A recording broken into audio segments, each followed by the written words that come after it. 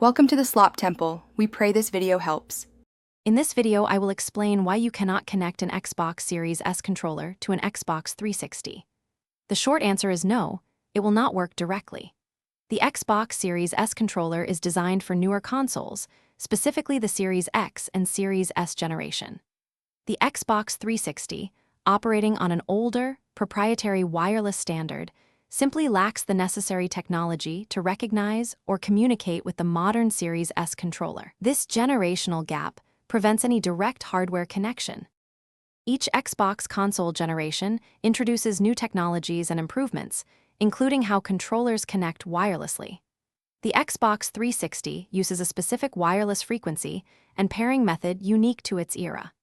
The Xbox Series S controller, conversely, employs more advanced, modern Bluetooth Low Energy and Xbox wireless protocols.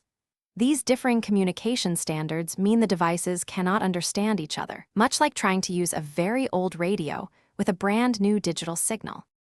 The Xbox 360 relies on a dedicated 2.4 GHz wireless signal, requiring its own specific receiver. Newer Series S controllers, however, communicate using an updated Xbox wireless protocol for console play, alongside Bluetooth for PCs and mobile devices. These two wireless systems are completely different. Trying to connect them is like plugging a modern USB-C cable into an old, large USB-A port. It simply doesn't fit or function. To enjoy your Xbox 360, you should continue using controllers specifically designed for that system. This includes the original Xbox 360 wireless controllers, which connect seamlessly via their dedicated 2.4 GHz signal.